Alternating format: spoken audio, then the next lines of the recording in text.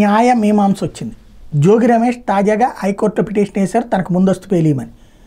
41A notice ఇచ్చారు, ఇంకా arrest చేయడం ఏంటి అన్నటువంటిది. 41A నోటీస్ ఇచ్చారు కదా, ఇంకేం అరెస్ట్ చేస్తారు, కోర్టు కూడా డౌట్ పడింది.